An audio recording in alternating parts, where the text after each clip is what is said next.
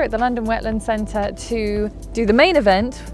The 100 to 400 lens, but also with us, we've got a few bonuses. 70 to 200 with a 1.4 teleconverter. We're going to compare them and see the results, and hopefully we'll give you a definitive answer which one is better in that setup. So let's go find some birds. Absolutely. I like the fact that I've got the 1.4 converter on it. In this situation, I think it would be too short without it. Very sharp though. Can't complain about that. Even with the teleconverter? Even with the converter, the 1.4 essentially doesn't really detract any quality at all. So I'm impressed by that.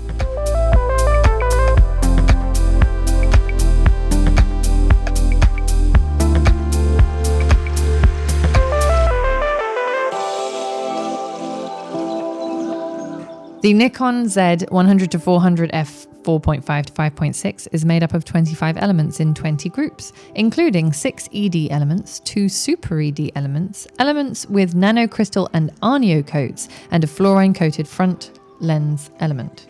As previous version, it has a 9 blades diaphragm as well as takes 77mm filter. However, it is lighter and weighs only 1,435 grams versus 1,570 grams for F-mount version. The minimum focusing distance of the 100 to 400 at the 100mm end is 75 centimeters. It's 98 centimeters at the 400mm end.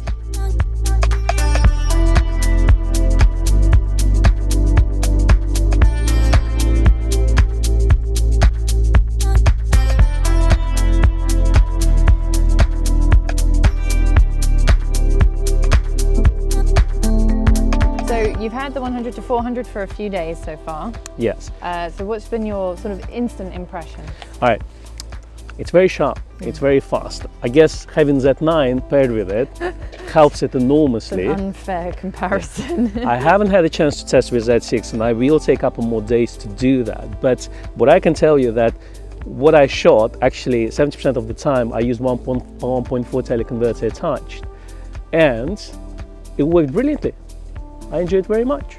Okay, good. Well, I suppose the pictures will speak for themselves. Absolutely.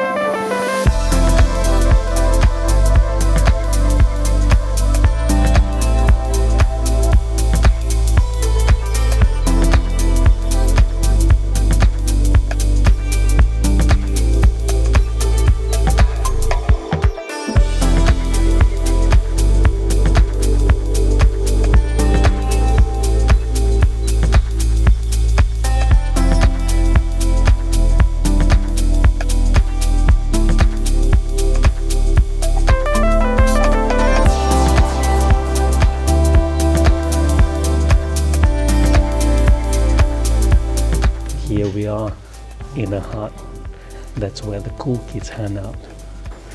I put 1.4 teleconverter on 80 to 400 lens, and Becky is going to try 24 to 120 for wide angle shots, and then we're going to swap.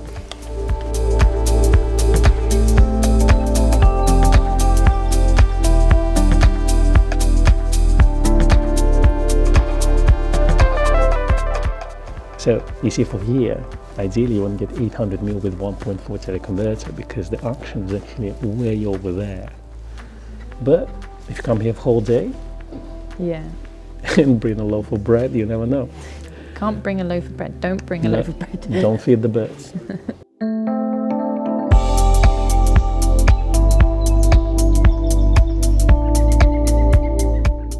The thing that I'm finding is that a lot of birds will fly in a straight line and then they'll dip or twist midair. So sometimes you're at 400mm and you need to be not at 400mm. So, you know, the length of the lens is great for those stationary subjects.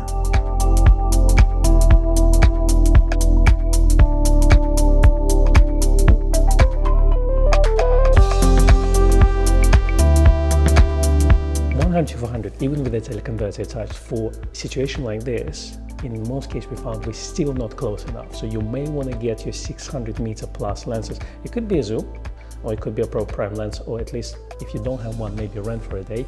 But a longer lens, 600 plus, with maybe teleconverter attached, would work better for this. Where I do find this lens to be more useful is for somewhere you're in the field, or let's say if you photograph some sports event, something like a football game, that would be quite useful.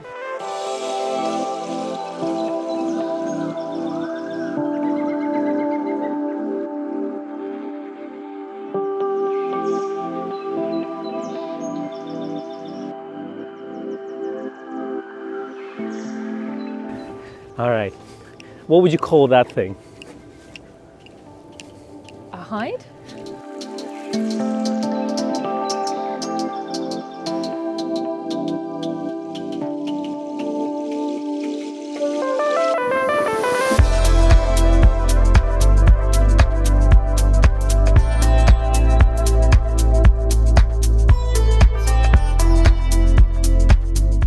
Autofocus performance of this lens with the Z9 combined is awesome, and then with the teleconverter, in this case we got 1.4 teleconverter, is actually very good. So I didn't feel any slowdown at all.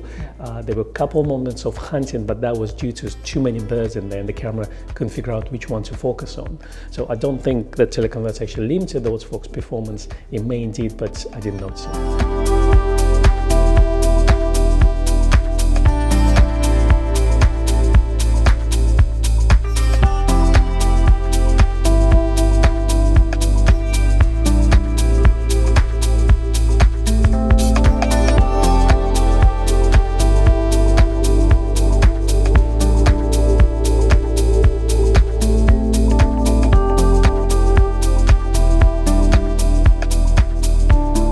We did run some very basic brick wall style tests with the 100 to 400 and the 80 to 400.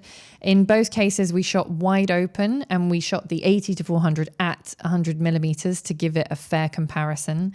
At the wider end, the 100 to 400 clearly was the sharper of the two lenses. The difference is quite clear, even noticeable with untrained eye, because the sharpness level of the Z mount version is a lot better. Yes. Now, we also tested it at the 400 millimeter end on both lenses with the Z7 II, so highest resolution sensor that we could get our hands on at the time. And again, the 100 to 400 outperformed the 80 to 400. It was slightly less noticeable at the 400 end, but the difference was still there. Absolutely. So if you're in a pinch and you are looking for the sharpest lens possible for that kind of work without spending the several £1,000s that you'll need for a 400 prime, then the 100 to 400 is a really, really good solution for wildlife. We took it out to shoot birds in flight and also stationary. We did a few different tests with it. You did some shots of Tilly running through the fields. How did you find the 100 to 400 performed for you?